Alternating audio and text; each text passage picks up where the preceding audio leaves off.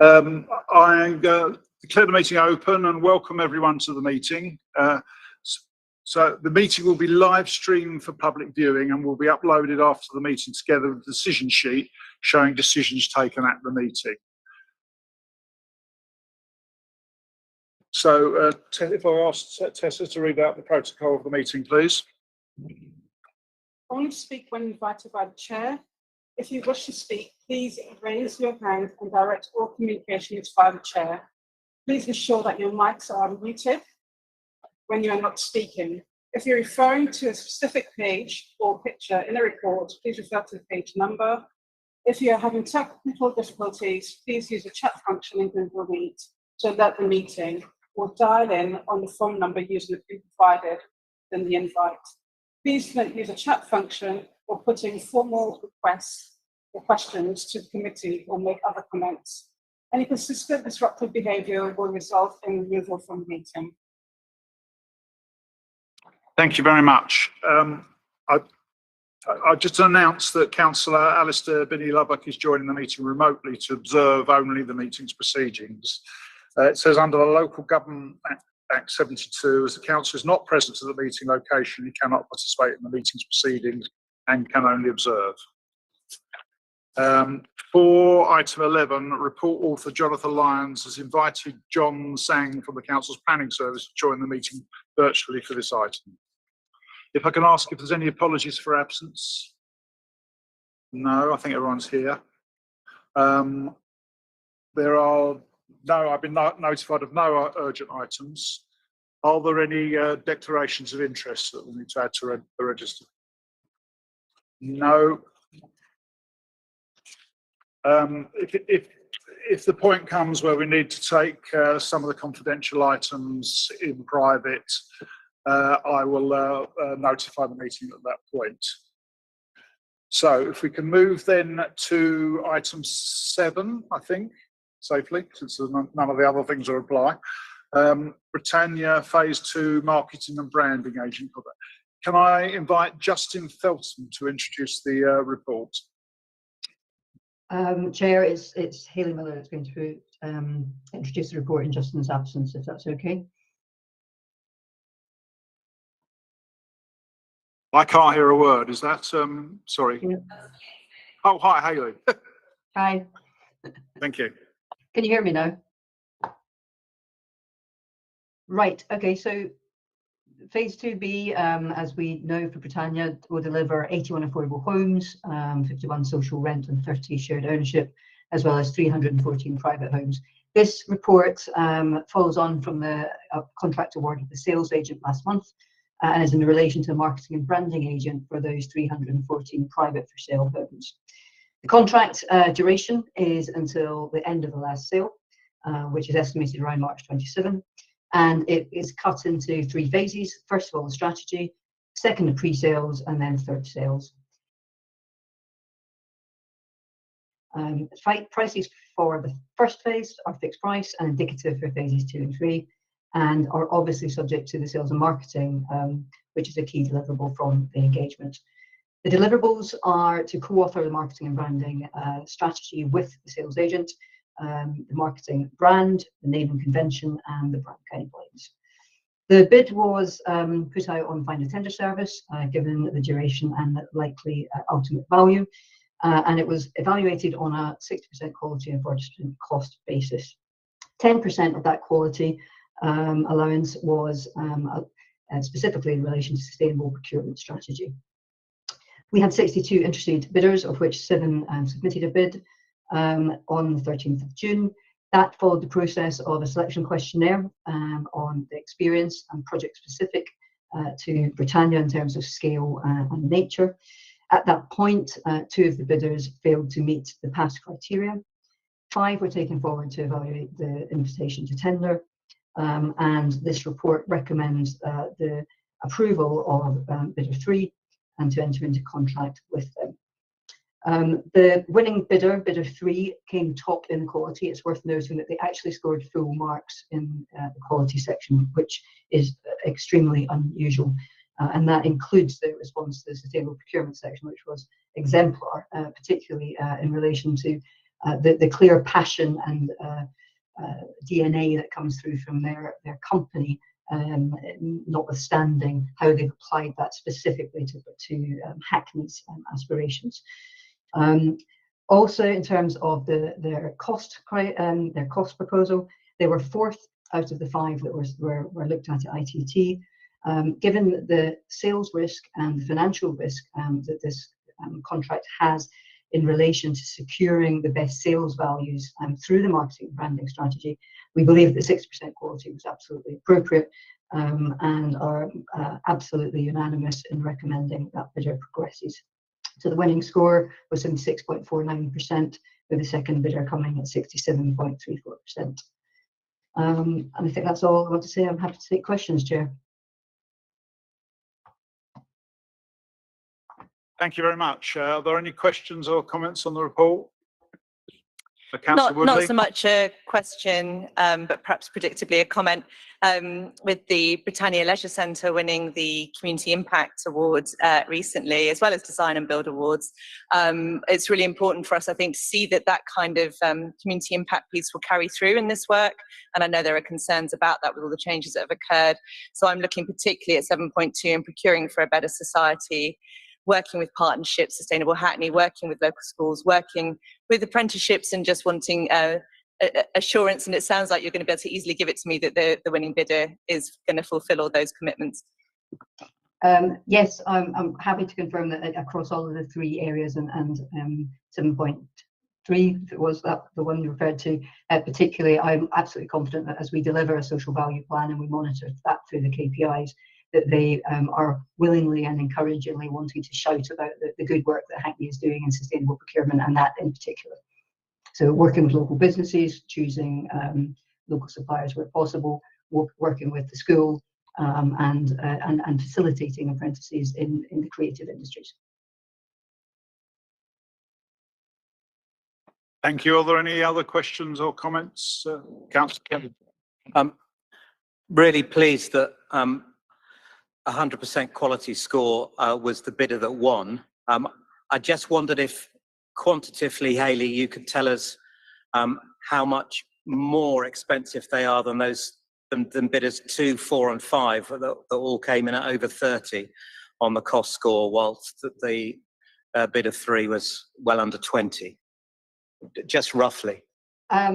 Obviously, the exempt appendices set that out in detail, but to reinforce the point that the fixed price element of this is on phase 1 only, whereas the cost score was across all phases. So to some extent, the approach that people have taken for the pre-sales and sales phases is based on their assumptions of what the sales and marketing strategy is and appropriate to this bid. Actually, for the phase 1 fixed price element, there was very little difference. They came third, and there was very little difference between them and the second place bidder in terms of the score. So they were middle of the pack when you look at phase 1 alone, and whereas when you look at the total, which is how the bid was originally scored, they clearly come 4th out of the 5th. Thank you, Chair. I don't want to take it to exempt and actually go into those figures. So I'm not asking us to look at the exempt appendix. Thanks.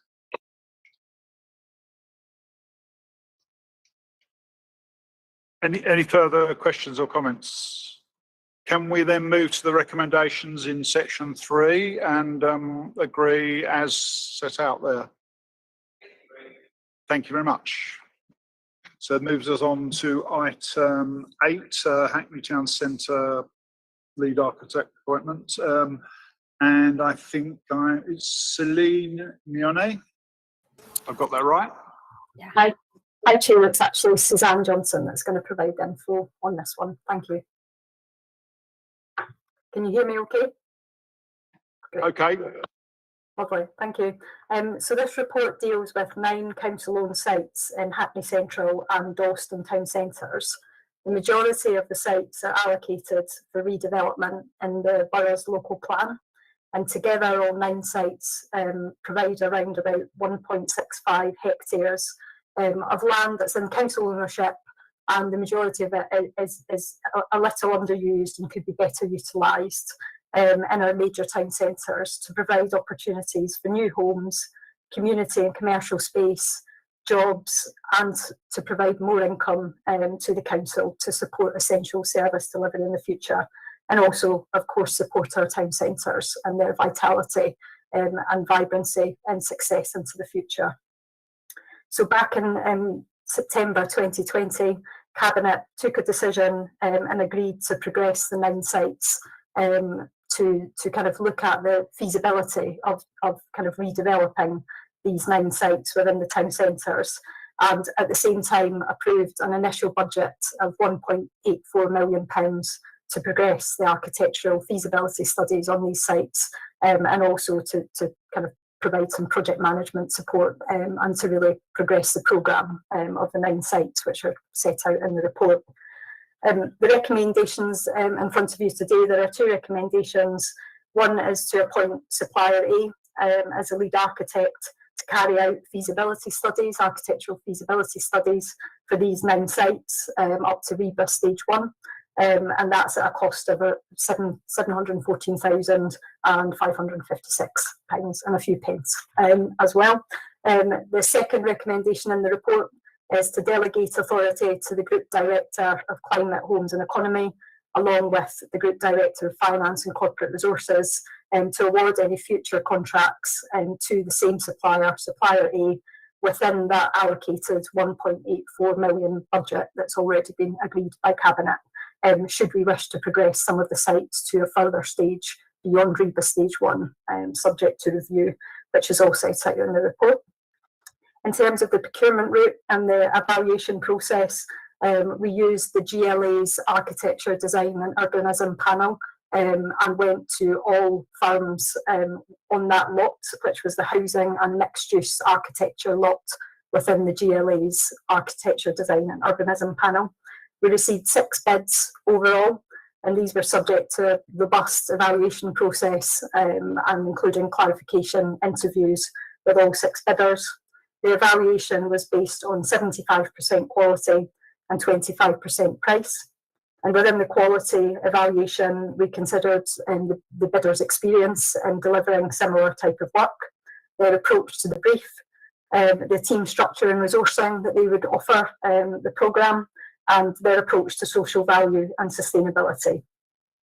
Supplier A came out on top, and their overall score was 78.76%. So therefore, we are recommending today that we appoint Supplier A to carry out architectural feasibility studies for the 9 sites within this programme. Thank you, Chair.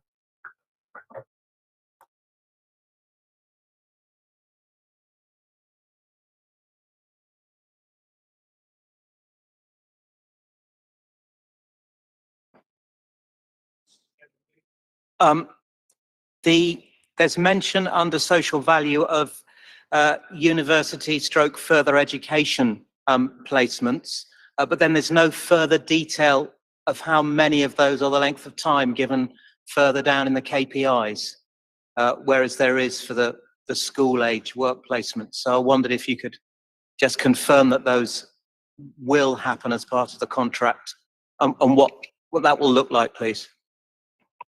Yes, Councillor Kennedy. Yes, it will be 4 university work placements that will be offered as part of the contract. 4 university/further education placements will be offered. So we've got that commitment, and they'll be paid at London Living Wage.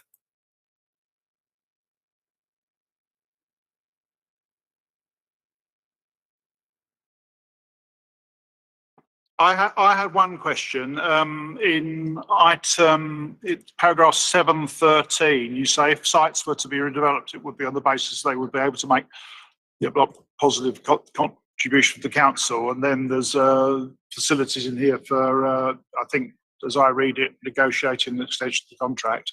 What happens if they're not to be redeveloped for any reason? I think we would need to take a view. You know, the purpose of this commission and indeed the programme is to take a staged approach, because until we complete one stage, we don't know if we can proceed to the next stage. So the architectural feasibility studies will be combined with kind of detailed financial testing. And if at that point it appears that none of the sites, or sorry, some of the sites are not financially viable, for us to progress with, I think at that point what we would do is using the required approvals that we may need, is we would potentially discuss these sites with the market at that point, and think about if there's anything that the market could offer in terms of the development of these sites that the council may not be able to provide. But I think the intention is very much to take a staged approach to this, given that the council has never looked at these sites in great detail before.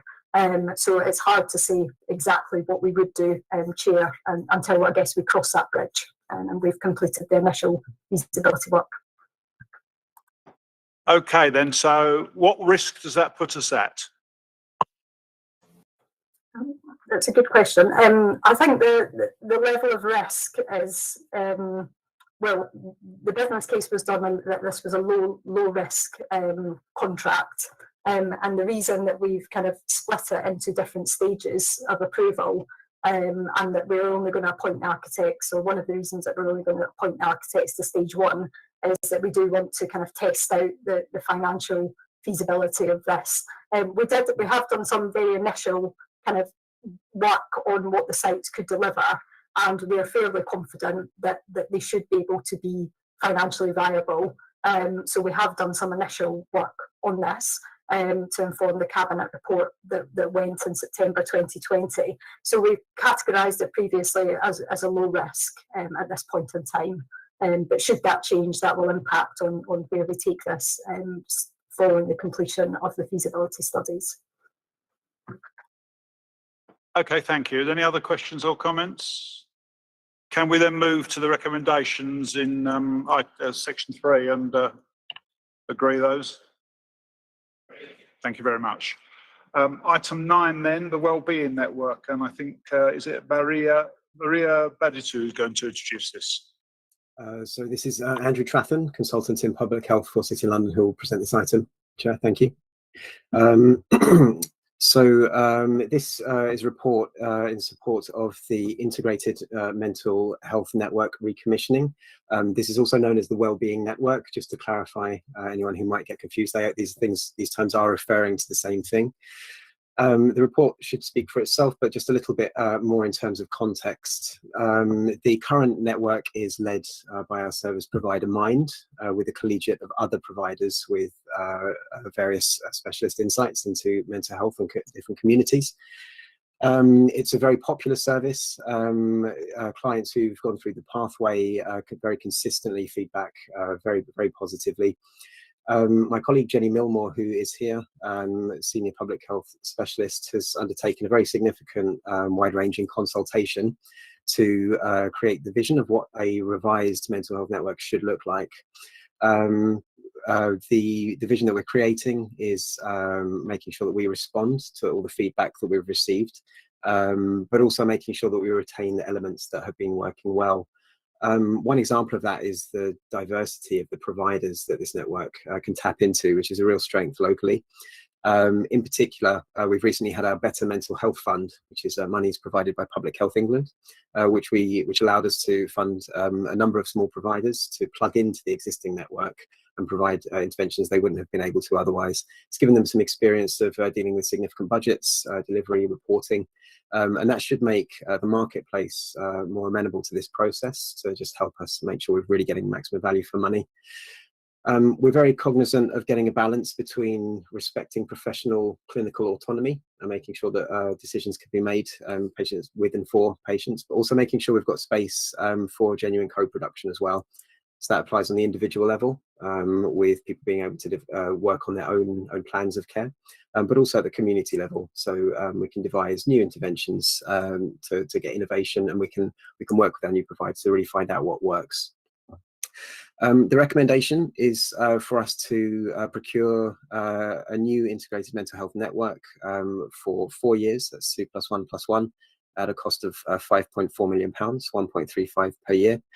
And we also make a request for a 3-month extension of the existing contract to the end of June 2023, on the grounds that this should allow a smooth transition from the existing service to the new, and this will be at a cost of £336,000. Happy to take any further questions. Thank you, Chair.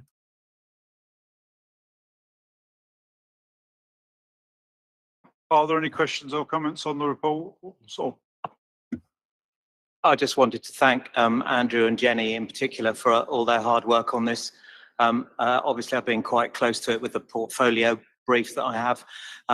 The Better Mental Health Fund, what Andrew didn't say was that when we did the first round of applications, there were so many organisations with good quality bids that when we did the second round, we were able to say, actually, we don't want to fund anyone who won in the first round, and give entirely new organisations the chance to contribute to better mental health for our diverse communities. Thank you. Thank you.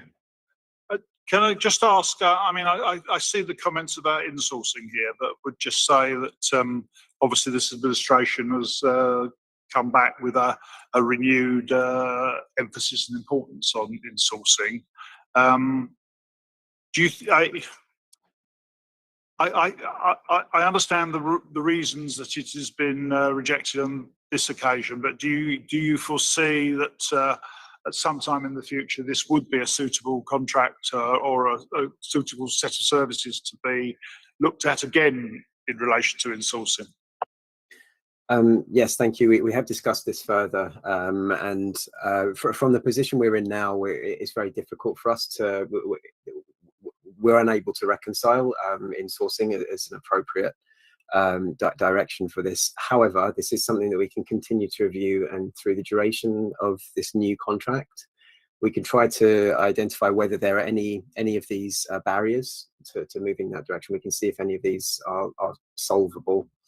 As of now, we'd stand by the items that we've placed in the report. I would like to just defer to my colleague Jenny Milmore to see if she had anything further to add.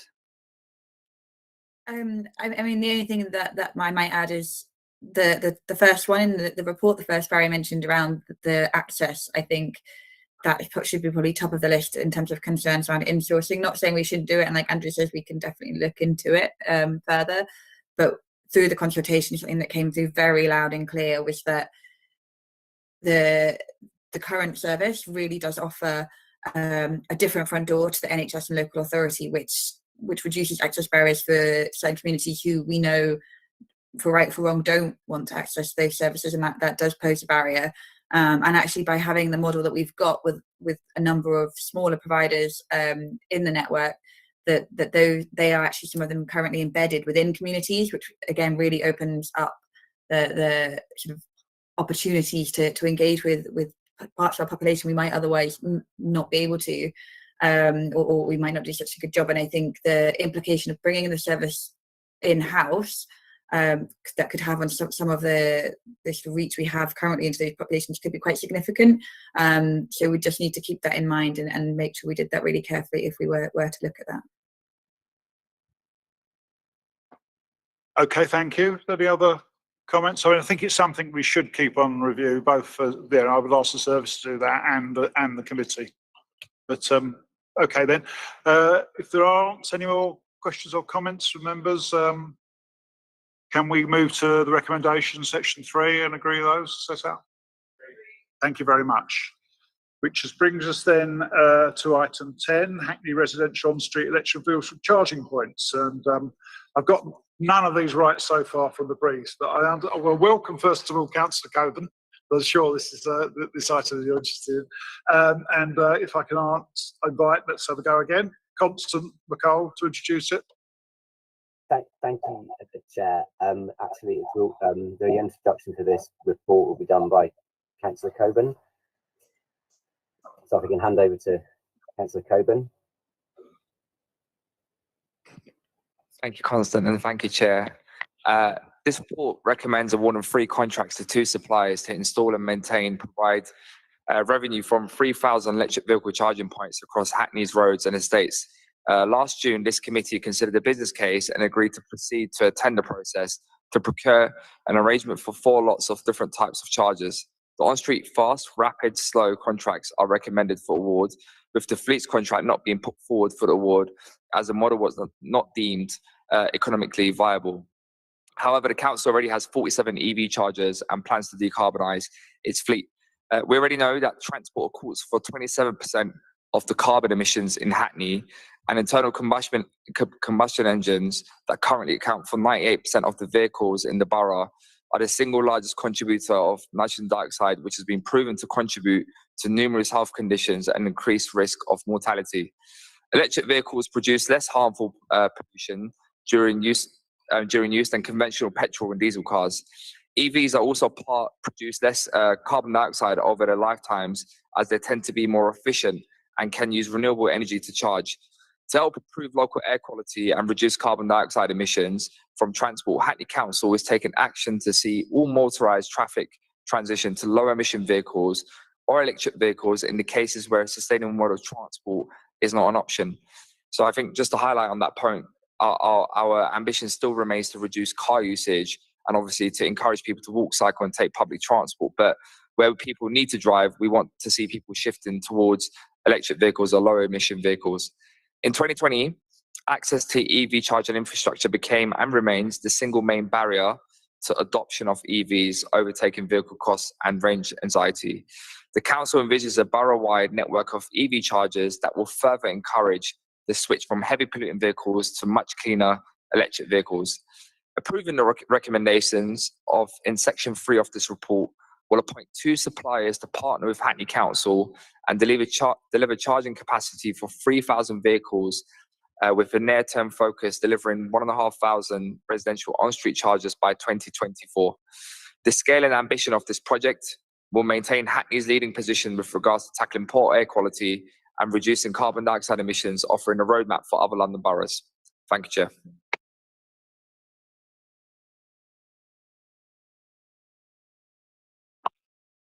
Thank you very much, Councillor Coburn. Are there any questions or comments? Councillor Woodley, sorry. I obviously really welcome the scale and ambition of this. I'm also pleased to see the kind of proportion that will go into lamp columns so that we're not adding to street furniture in the process or not unduly. I think there is still a question about how you access those columns safely to maintain accessibility. I'm nodding slightly to my colleague or ex-colleague in the back of the house as I asked this question, so I thought it was worth seeing what the officer had to say. Thank you very much. Sorry, is that someone coming back? Yeah, if I can take this question, if it's a question of accessibility, especially around the lamp columns, and working within street scene, and we have a duty of care across the borough for people moving around, and this is very, very high on our agenda to make sure that the impact that we have is going to be complementary to our other schemes for improving walking and cycling, and that feeds into everything we're doing for this EV charging program. Specifically around lamp columns, we do recognise that there is an addition when people are going to be charging and a cable, and so we're going to be ensuring that we install each lamp column with a dedicated EV bay. So not only will this also support the project and EV charging for people who want to charge and find a space to charge their car, but it would also minimise the risk of what we call trailing cables. So they'll be within the boundaries of the parked car and not going beyond the boundary of the car itself. So if I may just add as well, just in response to that, one of the things that I didn't mention in the introduction is we want to see an ambitious program on our council estates as well. So hopefully as part of this rollout, every single council estate will have at least one electric vehicle charging point, making it easier for our residents who live on council estates to make that switch too.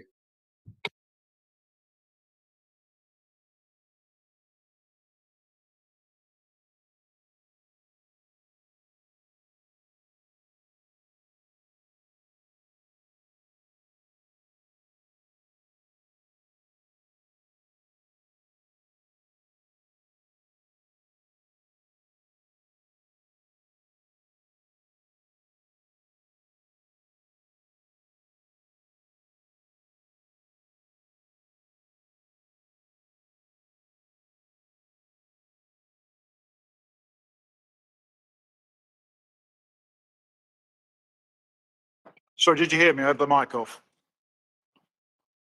The question was, could one of the officers just clarify what the next steps are in relation to the provision of this service for the council fleet, which I see isn't going ahead in this paper, but there are just some questions about what happens next on that. Yeah, good afternoon, everyone. I'll take this question. To be honest, we've got a great deal of work to do where fleet's concerned. We've got one of the largest fleets of the London local authorities with currently 521 vehicles. So to plan for a wide rollout, we need to look at a much bigger picture and across a number of depots where we park vehicles overnight. So there's going to be a piece of work where we need to assess the power supply to depots and the costs and work required to upgrade the power for on the assumption that we actually do electrify the rest of our fleet. And that piece of work is going to take a good 2 years yet.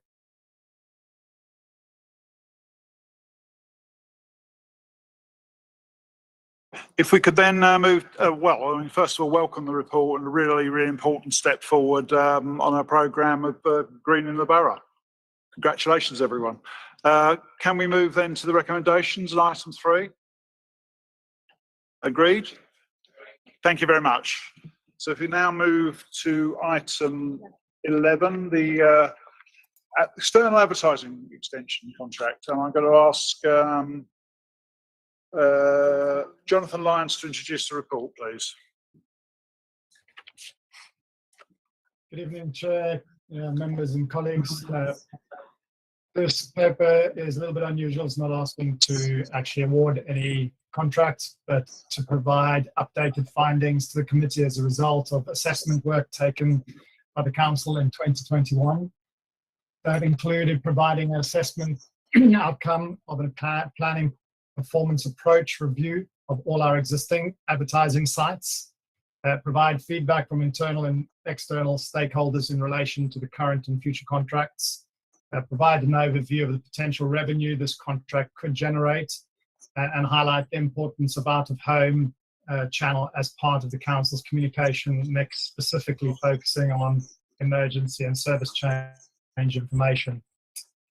So to point 1, which is providing assessment in terms of the planning performance approach, we worked with the planning and street scene teams to review all of the sites.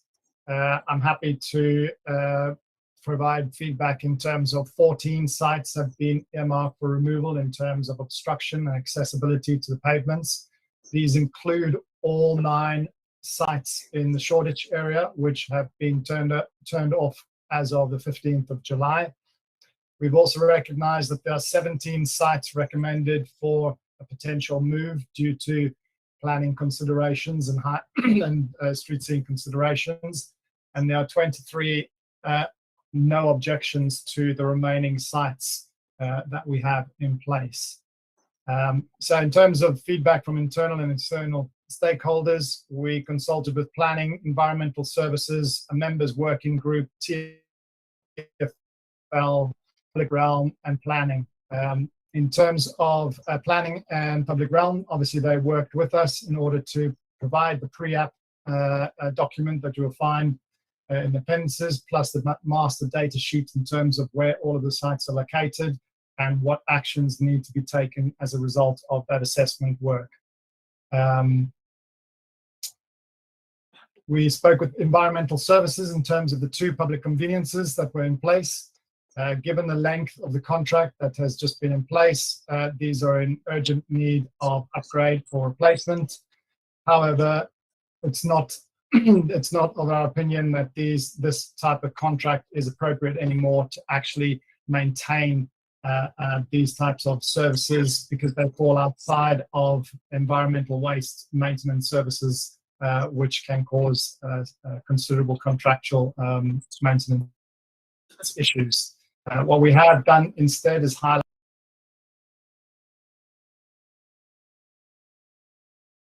the potential for this contract to potentially contribute towards the lease and investment costs, capital investment costs during the lease period of the contract, which we've highlighted. We've provided 3 different scenarios in terms of financial potential. We've done this specifically because we still need to go through the full planning process, which will mean that each of the sites that are available will go through the normal planning process. We also have a number of sites that are on TfL red routes, and we will be reliant on TfL to make those planning consents available or not to us. So we are not, at this point in time, 100% sure in terms of what the financial income we could generate. But we have assessed that that could be between 60,000 at the low end and 200,000 at the top end, should all 40 sites be approved. Lastly, moving on to highlighting the importance of out-of-home channel as part of our communications mix. The council, like any other organisation, needs to have a balanced mix of communication channels to reach our residents, and out-of-home is an important part of that. Given the ruling on Hackney Today newspaper and the reduction in frequency of this title, it is more important now to have other ways to reach our residents. Digital poverty is a real challenge, both in terms of access of information and data availability to a number of our residents. And having real-time information in the public realm is just one of the ways we can ensure everyone is kept informed. Lastly, I'd just like to highlight that there is no cost to relet this contract, which has an existing infrastructure that the public are already familiar with, which has the potential to generate substantial income, which could be used for a number of different initiatives, one of which I highlighted earlier on. So on that basis, it is looking to the chair and committee to accept the assessment findings in this report and agree to a tender of new digital concession contract for advertising for a maximum period of up to 10 years with the option to extend for a further 5. Happy to take questions. Thank you very much. I mean, before I invite questions from members, I welcome ex-councillor Vincent Stopps here this evening, who I think we've submitted a number of questions, and the protocol's been agreed that Mr. Stopps can ask one of them, and we'll submit the others for a written response. So, Mr. Stopps, if you want to find a microphone and ask your question.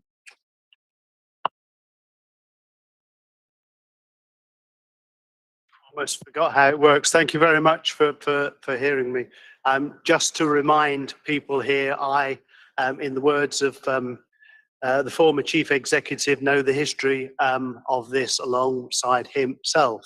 So nobody else in this room or up there knows more about this contract than I do. The question is, the law requires you to give 28 days notice of a key decision. You haven't done that, and that's noted in the report.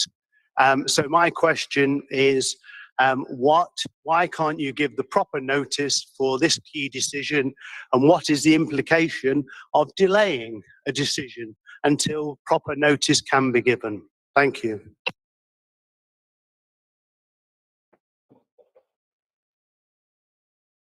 Does the officer want to respond? Thank you, Councillor.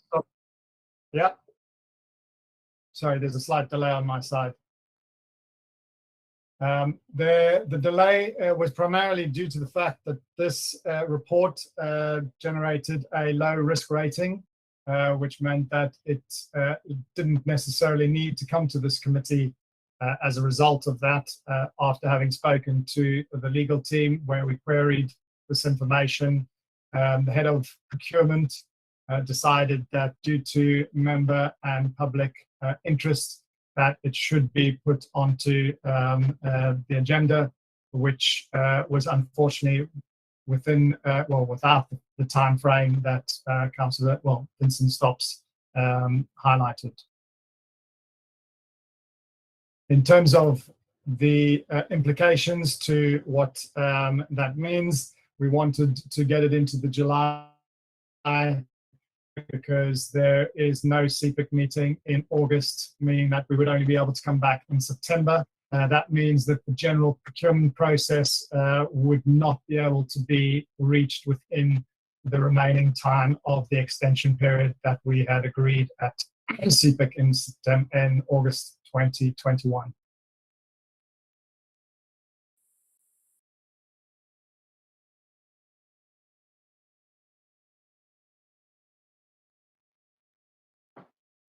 Apologies. So yeah, thank you very much, Mr. Stops. So if we could arrange to answer the remaining questions and circulate those to the committee as well, that would be very helpful. I see Councillor Benny Lubbock wants to ask a question as well. Alistair? Thank you very much, Chair. Yeah, I'm a bit concerned about this because within this process, there's been a bit of misinformation going on around, for example, inaccurate income projections. There's been no data put behind the claim that this is a greener option. There's just sort of been some suggestions that the carbon cost for driving signs around is less than the carbon cost of running quite extensive electricity generator air conditioning for these electrical digitalized billboards, and also the suggestion that there is no cost. Advertising has a social cost, especially as recognized in some of the reports about advertising for alcohol, advertising for gambling, those kinds of things. Additionally, as we have declared a climate emergency, advertising for high carbon industries has a very real cost and is in contravention of the aims of the council to become fairer and greener. So my question is around, these are supposed to be informational, primarily for the benefit of the public, so that could be informational, but we're talking about a reduction in Hackney Communications airtime on these boards from 50% to 15%. Where has the community engagement been for this? Is this going to be in the planning process? These PPE agreements should have an opportunity to identify engagement with the community, not just with, the community is a key stakeholder, it's not just members. So why would this be going forward if all the Shoreditch ones have been refused? And those additional functionalities, things like CCTV and defibrillators, are those going to be stipulated in the contracts? How is it decided where these should be best placed? Is it the case that the best place is where previous advertising stations have been, or should they be completely relocated to other places where there's people who have more heart attacks, or where CCTV is needed more, if the community decides that CCTV is a relevant thing? And also there's this question of the ad policy around getting rid of alcohol and those other things which are a social cost. Is that ad policy going to be stipulated before this contract goes through? Thank you for that. I think there's a number of questions within everything that you've stated there. So I will try and address what we can. Jonathan, can you please allow Patrick to speak first before you come in? Sure, no problem. Patrick. Thank you. Patrick Roger here from Legal Services. I understand Councillor Benny Lubbock has a disclosable interest in this report, and on that basis, I think my understanding was that he would observe the meeting as opposed to participate in it. So hopefully we can proceed on the basis of providing just the written response to Mr. Stops, as we mentioned a few minutes ago. Thank you. Chair.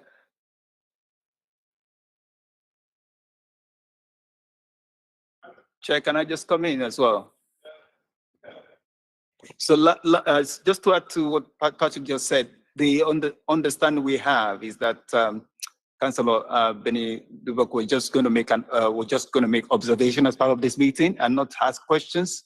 So what we would do, we will ask colleagues in communications to respond back to Councillor in terms of the questions he's raised, if that's okay.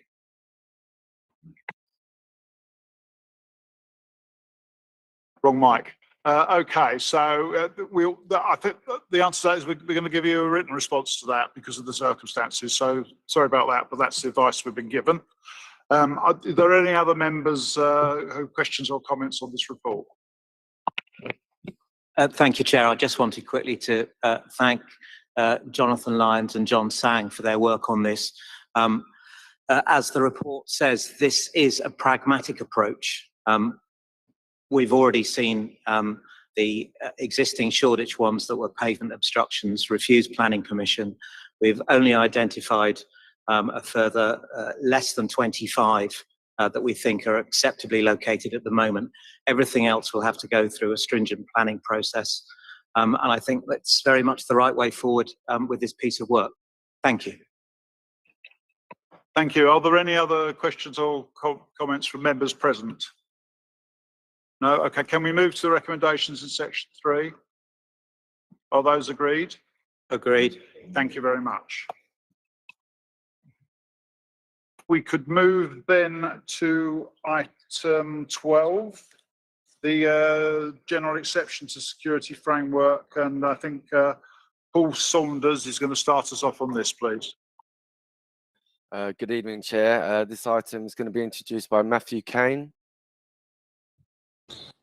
Thanks, Paul. Thanks, Chair. So this asks for a extension for 1 year for our existing security contract. That's a contract worth about £6 million a year. We're asking for the extension essentially because we've been looking very closely at the insourcing option. We haven't been able to conclude that options appraisal in sufficient time before the end of the contract. We've considered carefully how long we needed to ask for an extension to the existing contract, given the inherent risk with extending a contract. We believe that 12 months is sufficient to bring back to CPIC the options appraisal this calendar year for considering insourcing, whilst also enabling enough time to manage any change in any required consultation with leaseholders in particular prior to making a decision. Thank you very much. So basically we're asking for an extension of the contract here while we consider other options, including insourcing. Any questions or comments from members? Can we agree? Thank you very much, Matthew. Can we agree the recommendations? Agreed. Thank you. Thank you. Item then 13, the energy contract award, renewal of gas electricity supply. Jeremy Martin, is it going to introduce this? Jeremy. Good afternoon, Chair. This report outlines the outcome of the procurement for energy for the current financial year through the laser framework. With an overall 77% increase, it probably doesn't feel much like it, but in fact, we were sheltered from the biggest increases in the wholesale market by the purchasing method adopted, because the energy desk bought around 95% of the energy before Christmas, which simply helped us. Comparison with last year is also difficult, but partly because of the pandemic effects, but also because in the background there are regulatory changes to network charges, as well as large increases in costs for the capacity market, all built into the increases. The total purchasing cost is expected to be of the order of 18.4 million, including climate change levy. To try to manage potential increases going forward, the Council have done several things. First, in the short term, we've been working with Laser to allow next year's purchasing to start early so that we can take advantage of any dips in price that happen through the summer. Normally, we would not start purchasing until October. We've also procured a retrofit partner for our corporate buildings through the refit programme. That's a company called Asset Plus. And working with Asset Plus, we've created a portfolio so far of 8 buildings, which we're proposing to put in for the public sector decarbonisation scheme grant, because they have older boilers and we can pursue a low carbon alternative using the grant. And we've already started working on a much larger portfolio next year to try to pick up every building that has, this is our objective, is every building that has a boiler that's more than 9 years old, so that we can maximise any grant opportunities. And the final thing we're doing is we're working on sourcing a power purchasing agreement. Our plan is to get that into procurement later on this year, to try and get a contract live in 2026. That was all I was going to say on this, which is mainly for information, but clearly happy to answer any questions. Thank you very much. Are there any questions or comments? No, I just thank you for the work on this, and just to note, we'll be talking about down at the cabinet about the pressures we're facing for inflation, and just to note the big increase in costs here. It's we spent 22.9 million on power in 21-22, and we're looking to spend about 5 million this year. So it's a huge increase with more to come. Absolutely. So it's a very alarming circumstances to face, and thanks for sort of navigating our way through this as best we can. So thank you very much. Unless there are, I don't see any questions or comments. So if you could move to section 3 of the report and agree the recommendations. Agreed. Thank you very much.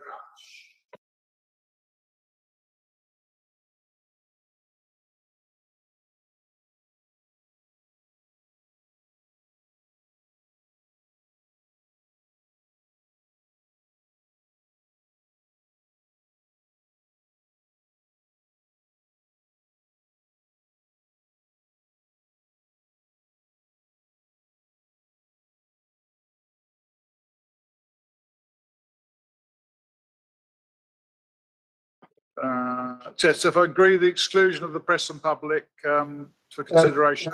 Apologies to interject. Can I just clarify for the minutes, was item 6, the minutes of the previous meeting, agreed? Agreed. Thank you very much. Apologies, Chair, for interjecting. That was what we just agreed. Yeah, oh, right, excellent. Thank you very much. So I now declare the meeting closed. Thank you.